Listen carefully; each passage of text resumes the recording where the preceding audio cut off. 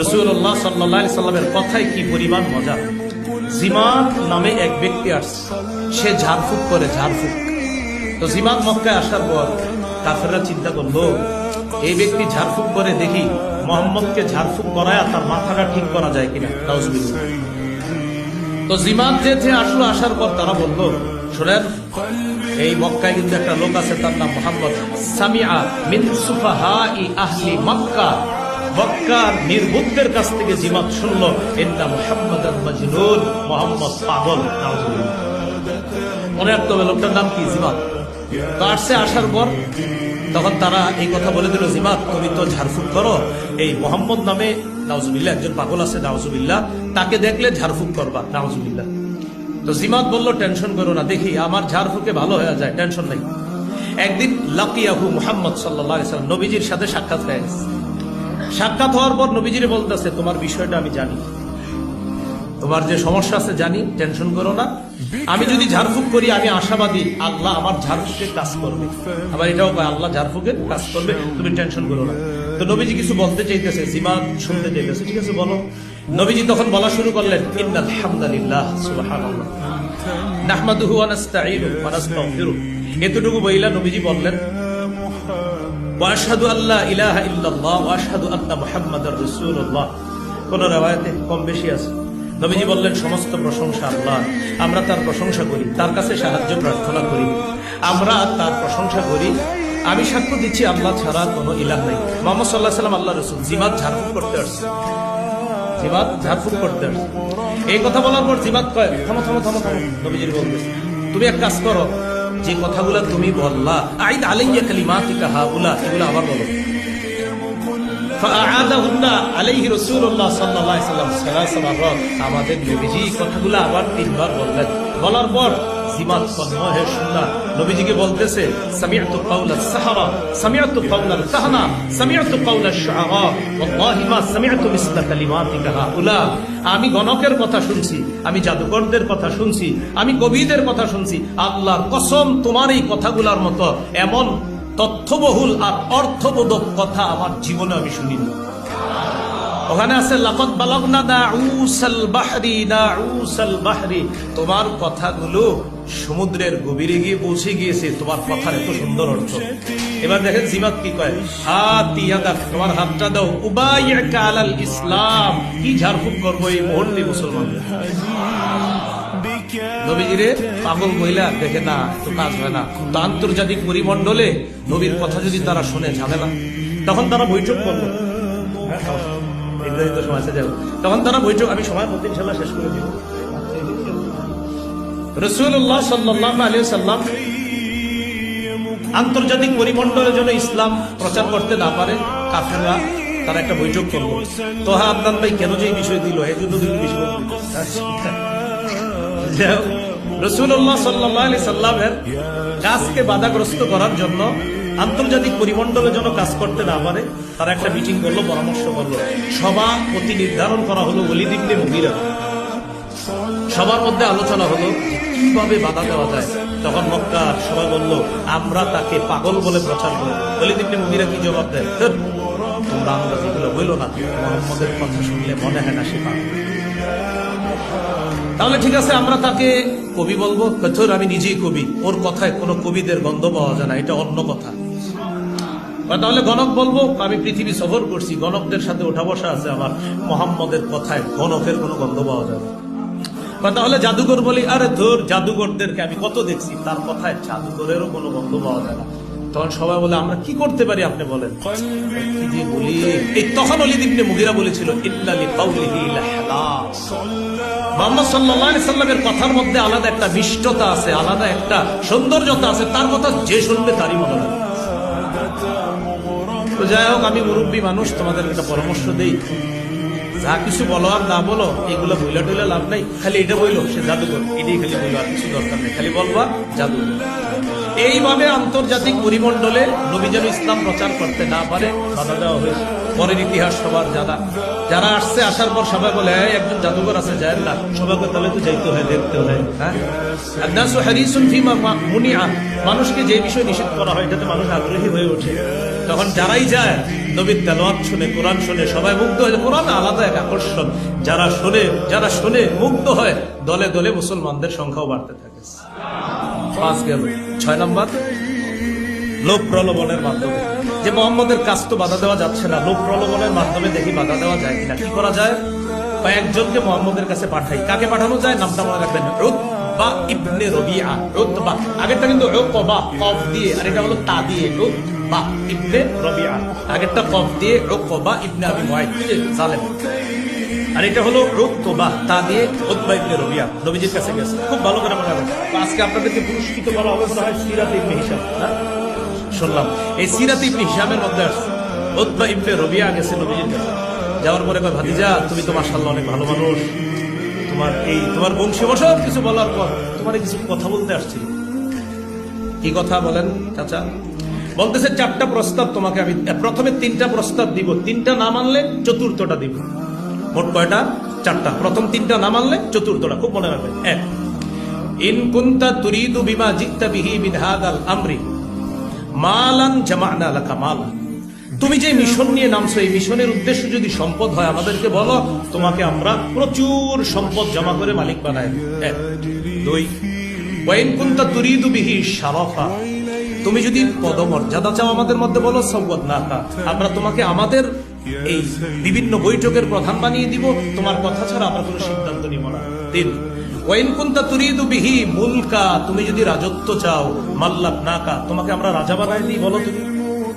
এই 3টা যদি তুমি না মানো তাহলে বলো তোমার মাথায় কোনো সমস্যা আছে কিনা, আমরা তোমার জন্য ডাক্তার মনে আছে। হ্যাঁ, নাতলুবুল আকাতিব্বা, তোমার জন্য ঔষধ আমরা ব্যবস্থা করি, যদি 3টা না মানো। কারণ এই 3টা তুমি না মানো, এটা তো কোনো সুস্থ মস্তিষ্কের মানুষ এটা না করতে পারে না। তুমি কেমনে ভাতিজা এগুলো না করো? 4th নাম্বার হলো, ওগুলা না মানলে তোমার চিকিৎসার ব্যবস্থা করি। এটা বইলা উতবা উঠে যাবে, বলতেছে কাকা আপনার কথা শেষ, কথা শেষ। সিরাত ইবনে হিশাম আছে, আফারাগতা, আপনি এই কথা বলা শেষ হয়েছে কাকা? হ্যাঁ শেষ। এবার নবীজি হামিম আস-সাজদা, সুবহানাল্লাহ, হামিম আস-সাজদা এই সূরাটা তেলাওয়াত করতে লাগলেন। করতে করতে সাজদার আয়াত পর্যন্ত নবীজি পৌঁছলেন। পৌঁছার পর যখন এই তেলাওয়াত করতেছিলেন, উতবা ইবনে রবিআ নবীজির এই তেলাওয়াত মন দিয়ে শুনতেছে, শুধু মন দিয়ে না, এক পর্যায়ে শুনতে সিদ্ধে ঝুঁকে, মাথা ঝুঁকা নবীর কথাগুলা খুব মন দিয়ে শুনতেছে। সিজদার আয়াত যখন আসছে, নবী সিজদা দিছে, তখন তার হুঁশ ফিরে আসছে। ঘটনা কি? আমি আসলাম কি মিশন নিয়ে, হয়ে গেল উতবা ইবনে রবিআ তাড়াতাড়ি ওখান থেকে উঠে গেছে। আবু জাহেল, কাফের বেঈমান যারা, তারা বললো কি ঘটনা কি? ঘটনা রেজাল্ট তো বেশি ভালো। শুধু তার কাছে কাউরে পাঠাবে না, যারে পাঠাবা সমস্যা হইতে পারে। মানে এটা সমস্যা কি? সে তার প্রতি আকৃষ্ট হয়ে যাবে। তার কথা যাকেই শুনতে দিবা, সে তার প্রতি আকৃষ্ট হয়ে মুসলমান হবে। 7 নম্বর, বয়কট। সব ভাবে কাজ হয় না, এবার কি করা? বয়কট। তাকে বয়কট করি আমরা সবাই মিলে। বয়কটের মধ্যে তারা কি করলো? বয়কট গুলো কি করবো মনে রাখেন। 1, মুসলমানদের সাথে কেনা বেচা করবো না আমরা। 2, তাদের সাথে বিয়ে শাদী করবো কোনো হবে না। 3, তাদের সাথে আমরা কোন ধরনের মুআমালাত, মুআশারাত, মানে কোন ধরনেরই কোনো লেনদেন করবো না, ব্যবসা বাণিজ্য করবো না। 2, বিয়ে শাদী ইত্যাদি করবো না। 3, সামাজিক ভাবে এমন ভাবে বয়কট করবো যে কোনো ধরনের লেনদেন তাদের সাথে থাকবে না। 4, মুহাম্মদকে আমাদের কাছে যতদিন সঁপে না দিবে ততদিন পর্যন্ত এই বয়কট বলবৎ থাকবে। এই 4টা কথা তারা বলে বয়কটের প্রস্তাব করলো এবং বয়কট হয়ে গেল। শুধু তাই না, মুসলমান সহ নবীর চাচা আবু তালেব কাফের হওয়া সত্ত্বেও ভাতিজাকে একা ছেড়ে দেয়নি। আবু তালেব সহ শিয়াবে আবি তালেবের মধ্যে প্রায় 3 বছর কঠিন এক জীবনের মধ্যে অতিবাহিত করেছেন। সাদ ইবনে আবি ওয়াক্কাস রাদিয়াল্লাহু তাআলা আনহু বলেন, এমন হয়েছে যে আমি একদিন রাতের বেলা গাছের পাতা পেরে ওইটাকে আমি সুন্দরভাবে ধুয়ে আগুনে পাক করে এরপর এটা খাইছি। এরকম অবস্থা হয়েছে আপনার ওই বয়কটের অবস্থাটা। এগুলো 7। 8 নম্বর, তায়েফের নির্যাতন। নবীজি দেখলেন এদের মাঝে কাজ হয় না, তখন যে অনেক দাওয়াত দিলাম কিন্তু তারা তো আমাকে খালি মারে, নির্যাতন করে। নবীজি তখন গেলেন তায়েফ। সহিহ বুখারীর একটা হাদিস নোট করে রাখতে পারেন, 3231 নম্বর হাদিস, 3231। এই হাদিসের মধ্যে আসছে আম্মা জান আয়েশা সিদ্দিকা রাদিয়াল্লাহু তাআলা আনহা নবীজিকে বলেছিলেন, হাল আতা আলাইকা ইয়াউমুন, নবী আপনার জীবনে কি এমন কোন দিন আসছে কানা আশাদ্দা মিন ইয়াউমি উহুদ, উহুদের চেয়ে কঠিন ছিল? নবীজি বললেন, আয়েশা লাকাদ লাকিতু মা লাকিতু মিন কওমিক, ওদের যুদ্ধে তোমার সম্প্রদায়ের থেকে যেটা পাওয়ার সেটা তো পেয়েছিলাম, তবে এর চেয়ে আরো কঠিন দিন ছিল কখন জানো? ইদ আরাদতু নাফসি আলা ইবনে ইয়ালিল, আলা আবদি ইবনে ইয়ালিল ইবনে কুলাল, নামটা আবদে ইয়ালিল ইবনে কুলাল, তার কাছে যখন আমি আমার দাওয়াত পেশ করলাম। যদিও তারিখের কিতাবে আরো পাবেন হাবিব, মাসউদ আর আবদে ইয়ালিল ইবনে কুলাল, এই তিনজনের কাছে নবী দাওয়াত পেশ করেছিলেন। তো দাওয়াত পেশ করার পর আয়েশা তারা আমার এমন ভাবে নির্যাতন করছে, নির্যাতন করতে করতে আমি বেহুশ হয়ে গেলাম। আয়েশা হঠাৎ রফাত রাসি, আমি মাথা উপরে উঠে দেখি ফাইদা আনা বিসাহাবা, আমি বিসাবাহ, আমি দেখলাম যে আমি একটা মেঘের নিচে আছি, ওই মেঘের মধ্যে আমি তাকায় দিই জিবরিল আমিন আমাকে ছায়া, আযাল্লাতনি, ওই মেঘ আমাকে ছায়া দেয়। হঠাৎ দেখি জিবরিল আমিন আমাদের বলতেছে, ইন্নাল্লাহ কাদ সামিআ কাওলা কওমিকা লাকা ওয়া মা রাদ্দু আলাইকা, আপনি তায়েফবাসীকে দাওয়াত দিয়েছেন, তারা যে জবাব দিয়েছে আল্লাহ সব শুনছে। তখন বাআসা ইলাইকা মালাকাল জিবাল, পাহাড়ের দায়িত্বে নিয়োজিত ফেরেশতা আপনার কাছে পাঠিয়ে দিয়েছে, লিতা'মুরাহু বিমা শি'তা ফীহিম, আপনি তাকে যা মন চায় সেই আদেশ আপনি করতে পারেন। নবীজি সাল্লাল্লাহু আলাইহি সাল্লামকে ওই যে পাহাড়ের দায়িত্বে ফেরেশতা, তিনি নবীজিকে সালাম দেন। নবীজি বলেন, না দানি, আমাকে ডাকলেন, সাল্লাম আলাইয়া, আমাকে সালাম দিলেন। সালাম দেওয়ার পর আমাকে বললেন, আপনি যদি বলেন আন উতবিকু আলাইহিমুল আখবাশাইন, এই দুই পাহাড় তাদেরকে চাপা দিয়ে আমি শেষ করে দেই, আপনি বলেন, আমি আপনার পালন করব। নবীজি বললেন, লা বাল আরজু আইয়ুখরিজাল্লাহু মিন আসলাবিহিম মান ইয়াবুদুল্লাহা লা ইউশরিকু বিহি শাইআ, তারা আমার দাওয়াত গ্রহণ করে নাই, কি হয়েছে? আমার আশা তাদের বংশ থেকে যারা আসবে, ঔরস থেকে যারা আসবে, আমার আশা তারা আমার দাওয়াত গ্রহণ করবে, তারা আমার এই সত্য বাণী গ্রহণ করবে। রাসূলুল্লাহ সাল্লাল্লাহু আলাইহি সাল্লামের কথায় কি পরিমাণ মজা। জিমাদ নামে এক ব্যক্তি আসছে, সে ঝাড়ফুঁক করে, ঝাড়ফুঁক।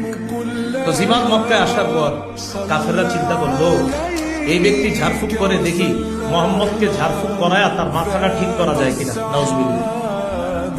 তো জিমাদ যেতে আসলো, আসার পর তারা বললো, শোনেন, এই মক্কায় কিন্তু একটা লোক আছে, তার নাম মুহাম্মদ, সামিআ মিন সুফাহাই আহলি মক্কা, মক্কার নির্বুদ্ধের কাছ থেকে জিমাদ শুনলো, ইন্না মুহাম্মাদান মাজনুন, মুহাম্মদ পাগল। নাউজুবিল্লাহ। মনে রাখতে হবে লোকটার নাম কি, জিমাদ। তো আসছে, আসার পর তখন তারা এই কথা বলে দিল, জিমাদ তুমি তো ঝাড়ফুঁক করো, এই মোহাম্মদ নামে নাউজুবিল্লাহ একজন পাগল আছে, নাউজুবিল্লাহ, তাকে দেখলে ঝাড়ফুঁক করবা, নাউজুবিল্লাহ। তো জিমাদ বলল, টেনশন করো না, দেখি আমার ঝাড়ফুঁকে ভালো হয়ে যায়, টেনশন নাই। একদিন লাকিয়াহু মুহাম্মদ সাল্লাল্লাহু আলাইহি সাল্লাম, নবীজির সাথে সাক্ষাৎ হয়ে গেছে। সাক্ষাৎ হওয়ার পর নবীজিরে বলতেছে, তোমার বিষয়টা আমি জানি, তোমার যে সমস্যা আছে জানি, টেনশন করো না, আমি যদি ঝাড়ফুঁক করি আমি আশাবাদী আল্লাহ আমার ঝাড়ফুঁকে কাজ করবে। আবার এটাও কয় আল্লাহ ঝাড়ফুঁকে কাজ করবে, তুমি টেনশন করো না। তো নবীজি কিছু বলতে চাইতেছে, জিমাদ শুনতে চাইতেছে, ঠিক আছে বলো। নবীজি তখন বলা শুরু করলেন, ইন্নাল হামদালিল্লাহ সুবহানাল্লাহ নাহমাদুহু ওয়া নাস্তাঈনু ওয়া নাস্তাগফিরু, এতটুকু বইলা নবীজি বললেন, ওয়া আশহাদু আল্লা ইলাহা ইল্লাল্লাহ ওয়া আশহাদু আন্না মুহাম্মাদার রাসূলুল্লাহ। কোন riwayate কম বেশি আছে। নবীজি বললেন, সমস্ত প্রশংসা আল্লাহর, আমরা তার প্রশংসা করি, তার কাছে সাহায্য প্রার্থনা করি, আমরা তার প্রশংসা করি, আমি সাক্ষ্য দিচ্ছি আল্লাহ ছাড়া কোনো ইলাহ নাই, মুহাম্মদ সাল্লাল্লাহু আলাইহি ওয়াসাল্লাম আল্লাহর রাসূল। জিমাদ ঝাড়ফুঁক করতে আসছে, জিমাদ ঝাড়ফুঁক করতে আসছে। এই কথা বলার পর জিমাদ কয়, থামো থামো থামো থামো, নবীজি বলতেছে, তুমি এক কাজ করো, যে কথাগুলো তুমি বললা, আইদ আলাইয়া কালিমাতিকা হাউলা, এগুলো আবার বলো। আলাইহি রাসূলুল্লাহ সাল্লাল্লাহু আলাইহি ওয়াসাল্লাম সালাসা মাররাত, আমাদের নবীজি কথাগুলো আবার 3 বার বললেন। বলার পর জিমাদ তন্ময়ে শুননা নবীজিকে বলতেছে, সামিআতু কাওলাস সাহারা, সামিআতু কাওলাল কাহানা, সামিআতু কাওলাশ শুআরা, ওয়াল্লাহি মা সামিআতু মিসলা কালিমাতিকা হাউলা। আমি গণকের কথা শুনছি, আমি জাদুকরদের কথা শুনছি, আমি কবিদের কথা শুনছি, আল্লাহর কসম তোমার এই কথাগুলোর মতো এমন তথ্যবহুল আর অর্থবোধক কথা আমার জীবনে আমি শুনিনি। ওখানে আছে লাকাদ বালাগনা দাউসাল বাহরি, দাউসাল বাহরি, তোমার কথাগুলো সমুদ্রের গভীরে গিয়ে পৌঁছে গিয়েছে, তোমার কথার এত সুন্দর অর্থ। এবার দেখেন জিমাত কি কয়, হাত ইয়াদাক, তোমার হাতটা দাও, বাইয়াকা আলাল ইসলাম, কি ঝাড়ফুঁক করবো এই মুহূর্তে মুসলমান। নবীজিরে পাগল মহিলা দেখে না, তো কাজ হয় না। তো আন্তর্জাতিক পরিমণ্ডলে নবীর কথা যদি তারা শুনে ঝামেলা, তখন তারা বৈঠক করবো, নির্ধারিত সময় আছে যাবে, তখন তারা বৈঠক, আমি সময় মতো ঝামেলা শেষ করে দেবো। রাসূলুল্লাহ সাল্লাল্লাহু আলাইহি সাল্লাম আন্তর্জাতিক পরিমণ্ডলের জন্য ইসলাম প্রচার করতে না পারে, কাফেররা তারা একটা বৈঠক করলো। তো হ্যাঁ, আদনান ভাই কেন যে এই বিষয় দিল, এগুলো দেখি বিষয় করতে রাসূলুল্লাহ সাল্লাল্লাহু আলাইহি সাল্লামের কাজকে বাধাগ্রস্ত করার জন্য, আন্তর্জাতিক পরিমণ্ডলের জন্য কাজ করতে না পারে, তারা একটা মিটিং করলো, পরামর্শ করলো, সভাপতি নির্ধারণ করা হলো ওলীদ ইবনে মুগীরা। সবার মধ্যে আলোচনা হলো যে কিভাবে বাধা দেওয়া যায়। তখন মক্কার সবাই বলল, আমরা তাকে পাগল বলে প্রচার করব। ওলীদ ইবনে মুগীরা কি জবাব দেয়, ধর তোমরা আন্দাজ এগুলো বইলো না, মুহাম্মদের কথা শুনলে মনে হয় না সে পাগল। তাহলে ঠিক আছে, আমরা তাকে কবি বলবো। কথর আমি নিজেই কবি, ওর কথায় কোনো কবিদের গন্ধ পাওয়া যায় না, এটা অন্য কথা। তাহলে গণক বলবো, আমি পৃথিবী সফর করছি, গণকদের সাথে ওঠা বসা আছে আমার, মুহাম্মদের কথায় গণকের কোনো গন্ধ পাওয়া যায় না। তাহলে জাদুঘর বলি, আরে তোর জাদুঘরদেরকে আমি কত দেখছি, তার কথায় জাদুঘরেরও কোনো গন্ধ পাওয়া যায় না। তখন সবাই বলে, আমরা কি করতে পারি আপনি বলেন। কি যে বলি, এই তখন ওলীদ ইবনে মুগীরা বলেছিল, ইন্না লিকাউলিহি লাহালাওয়া, মুহাম্মদ সাল্লাল্লাহু আলাইহি সাল্লামের কথার মধ্যে আলাদা একটা মিষ্টতা আছে, আলাদা একটা সৌন্দর্যতা আছে, তার কথা যে শুনবে তারই মজা লাগবে। তো যাই হোক, আমি মুরব্বী মানুষ, তোমাদেরকে একটা পরামর্শ দেই, যা কিছু বলো আর না বলো, এইগুলা বইলা টইলা লাভ নাই। খালি এটা বইলো সে জাদুকর, এটাই খালি বইলো, আর কিছু দরকার নাই, খালি বলবা জাদুকর। এইভাবে আন্তর্জাতিক পরিমণ্ডলে নবী যেন ইসলাম প্রচার করতে না পারে বাধা দেওয়া হয়েছে। পরের ইতিহাস সবার জানা, যারা আসছে, আসার পর সবাই বলে একজন জাদুঘর আছে, যায় না, সবাইকে তাহলে তো যাইতে হয়, দেখতে হয়। হ্যাঁ, আন্নাসু হারিসুন ফিমা মুনিআ, মানুষকে যে বিষয় নিষিদ্ধ করা হয় এটাতে মানুষ আগ্রহী হয়ে ওঠে। তখন যারাই যায়, নবীর তেলাওয়াত শুনে, কোরআন শুনে, সবাই মুগ্ধ হয়ে যায়। কোরআন আলাদা এক আকর্ষণ, যারা শুনে মুগ্ধ হয়, দলে দলে মুসলমানদের সংখ্যাও বাড়তে থাকে। 5 গেল। 6 নম্বর, লোভ প্রলোভনের মাধ্যমে। যে মুহাম্মদের কাজ তো বাধা দেওয়া যাচ্ছে না, লোভ প্রলোভনের মাধ্যমে দেখি বাধা দেওয়া যায় কিনা। কি করা যায়, কয়েকজনকে মুহাম্মদের কাছে পাঠাই। কাকে পাঠানো যায়, নামটা মনে রাখবেন, উতবা ইবনে রবিআ। উতবা, আগেরটা কিন্তু উকবা কফ দিয়ে, আর এটা হলো তা দিয়ে, উতবা ইবনে রবিআ। আগেরটা কফ দিয়ে, উকবা ইবনে আবি মুআইদ, ওই যে জালেম। আর এটা হলো উতবা তা দিয়ে, উতবা ইবনে রবিআ নবীজির কাছে গেছে। খুব ভালো করে মনে রাখবেন। আজকে আপনাদেরকে পুরস্কৃত করা হবে মনে হয় সিরাত ইবনে হিশাম, না শুনলাম এই সিরাত ইবনে হিশামের মধ্যে আসছে, উতবা ইবনে রবিআ গেছে নবীজির কাছে। যাওয়ার পরে কয়, ভাতিজা তুমি তো মাশাআল্লাহ অনেক ভালো মানুষ, তোমার বংশী সব কিছু বলার পর তোমার কিছু কথা বলতে আসছিল। কি কথা বলেন চাচা? বলতেছে 4টা প্রস্তাব তোমাকে আমি, প্রথমে 3টা প্রস্তাব দিব, 3টা না মানলে 4টা দিব। মোট কয়টা?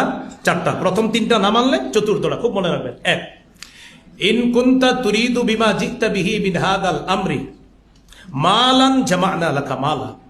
তুমি যে মিশন নিয়ে নামছো, এই মিশনের উদ্দেশ্য যদি সম্পদ হয়, আমাদেরকে বলো, তোমাকে আমরা প্রচুর সম্পদ জমা করে মালিক বানায় দিই। 1, 2, ওয়াইন কুনতা তুরিদু বিহি শারাফা, তুমি যদি পদমর্যাদা চাও আমাদের মধ্যে, বলো সাওয়াদনাকা, আমরা তোমাকে আমাদের এই বিভিন্ন বৈঠকের প্রধান বানিয়ে দিব, তোমার কথা ছাড়া আমরা কোনো সিদ্ধান্ত নিব না।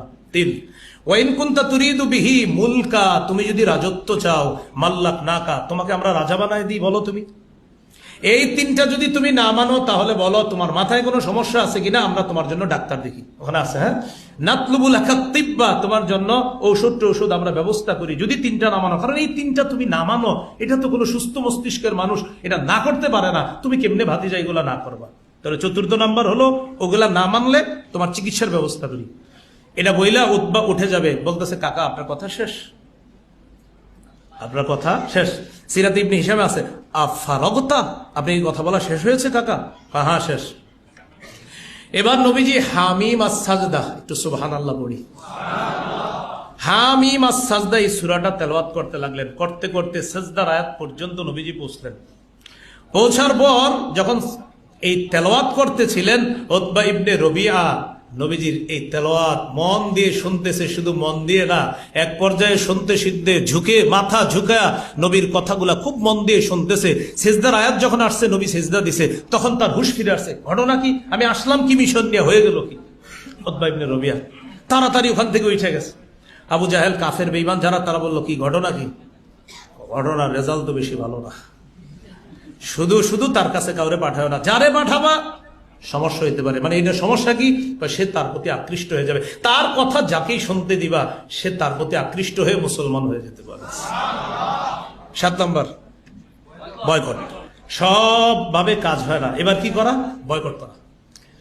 তাকে বয়কট করি আমরা সবাই মিলে। বয়কটের মধ্যে তারা কি করলো? বয়কট গুলো কিভাবে মনে রাখেন? 1, মুসলমানদের সাথে কেনা বেচা করবো না আমরা। 2, তাদের সাথে বিয়ে শাদী কোনো হবে না। 3, তাদের সাথে আমরা কোন ধরনের মুআমালাত, মুআশারাত, মানে কোন ধরনেরই কোনো লেনদেন করব না, ব্যবসা বাণিজ্য করব না। 2, বিয়ে শাদী ইত্যাদি করব না। 3, সামাজিকভাবে এমন ভাবে বয়কট করব যে কোনো ধরনের লেনদেন তাদের সাথে থাকবে না। 4, মুহাম্মদকে আমাদের কাছে যতদিন সঁপে না দিবে ততদিন পর্যন্ত এই বয়কট বলবৎ থাকবে। এই 4টা কথা তারা বলে বয়কটের প্রস্তাব করলো এবং বয়কট হয়ে গেল। শুধু তাই না, মুসলমান সহ নবীর চাচা আবু তালেব কাফের হওয়া সত্ত্বেও ভাতিজাকে একা ছেড়ে দেয়নি। আবু তালেব সহ শিয়াবে আবি তালেবের মধ্যে প্রায় 3 বছর কঠিন এক জীবনের মধ্যে অতিবাহিত করেছেন। সাদ ইবনে আবি ওয়াক্কাস রাদিয়াল্লাহু তাআলা আনহু বলেন, এমন হয়েছে যে আমি একদিন রাতের বেলা গাছের পাতা পেরে ওইটাকে আমি সুন্দরভাবে ধুয়ে আগুনে পাক করে এরপর ওইটা খাইছি। এরকম অবস্থা হয়েছে আপনার ওই বয়কটের অবস্থাটা। এগুলো 7। 8 নম্বর, তায়েফের নির্যাতন। নবীজি দেখলেন এদের মাঝে কাজ হয় না, তখন যে অনেক দাওয়াত দিলাম কিন্তু তারা তো আমাকে খালি মারে, নির্যাতন করে। নবীজি তখন গেলেন তায়েফে। সহিহ বুখারী একটা হাদিস নোট করে রাখতে পারেন, 3231 নম্বর হাদিস, 3231। এই হাদিসের মধ্যে আসছে, আম্মাজান আয়েশা সিদ্দিকা রাদিয়াল্লাহু তাআলা আনহা নবীজিকে বলেছিলেন, হাল আতা আলাইকা ইয়াউমুন, নবী আপনার জীবনে কি এমন কোন দিন আসছে কানা আশাদ্দা মিন ইয়াউমি উহুদ, উহুদের চেয়ে কঠিন ছিল? নবীজি বললেন, আয়েশা লাকাদ লাকিতু মিন কওমিক, উহুদের যুদ্ধে তোমার সম্প্রদায়ের থেকে যেটা পাওয়ার সেটা তো পেয়েছিলাম, তবে এর চেয়ে আরো কঠিন দিন ছিল। কখন জানো? ইদ আরাদতু নাফসি আলা ইবনে ইয়ালিল, আলা আব্দি ইবনে ইয়ালিল ইবনে কুলাল, নামটা, হ্যাঁ, আব্দে ইয়ালিল ইবনে কুলাল, তার কাছে যখন আমি আমার দাওয়াত পেশ করলাম। যদিও তারিখের কিতাবে আরো পাবেন, হাবিব, মাসউদ আর আব্দে ইয়ালিল ইবনে কুলাল, এই 3 জনের কাছে নবী দাওয়াত পেশ করেছিলেন। তো দাওয়াত পেশ করার পর আয়েশা, তারা আমার এমন ভাবে নির্যাতন করছে, নির্যাতন করতে করতে আমি বেহুশ হয়ে গেলাম। আয়েশা হঠাৎ রফাত রাসি, আমি মাথা উপরে উঠাইয়া দেখি, ফাইদা আনা বিসাহাবা, আমি বিসাবাহা, আমি দেখলাম যে আমি একটা মেঘের নিচে আছি। ওই মেঘের মধ্যে আমি তাকায় দিই জিবরিল আমিন আমাকে ছায়া, কদ আযাল্লাতনি, ওই মেঘ আমাকে ছায়া দেয়। হঠাৎ দেখি জিবরিল আমিন আমারে বলতেছে, ইন্নাল্লাহা কদ সামিআ কাওলা কওমিকা লাকা ওয়া মা রাদ্দু আলাইকা, আপনি তায়েফবাসীর দাওয়াত দিবেন, তারা যে জবাব দিছে আল্লাহ সব শুনছে। ওয়াকাদ বাআসা ইলাইকা মালাকাল জিবাল, পাহাড়ের দায়িত্বে নিয়োজিত ফেরেশতা আপনার কাছে পাঠায় দিছে, লিতা'মুরাহু বিমা শি'তা ফীহিম, আপনি তাকে যা মন চায় সেই আদেশ আপনি করতে পারেন। নবীজি সাল্লাল্লাহু আলাইহি সাল্লামকে ওই যে পাহাড়ের দায়িত্বে ফেরেশতা, তিনি নবীজিকে সালাম দেন। নবীজি বলেন, না দানি, আমাকে ডাকলেন, সাল্লাম আলাইয়া, আমাকে সালাম দিলেন। সালাম দেওয়ার পর আমাকে বললেন, আপনি যদি বলেন আন উতবিকু আলাইহিমুল আখবাশাইন, এই 2 পাহাড় তাদেরকে চাপা দিয়ে আমি শেষ করে দেই, আপনি বলেন আমি আপনার হুকুম পালন করব। নবীজি বললেন, লা বাল আরজু আইয়ুখরিজাল্লাহু মিন আসলাবিহিম মাইয়াবুদুল্লাহ লা ইউশরিকু বিহি শাইআ, তারা আমার দাওয়াত গ্রহণ করে নাই, কি হয়েছে? আমার আশা তাদের বংশ থেকে যারা আসবে, ঔরস থেকে যারা আসবে, আমার আশা তারা আমার দাওয়াত গ্রহণ করবে, তারা আমার এই সত্য বাণী গ্রহণ করবে।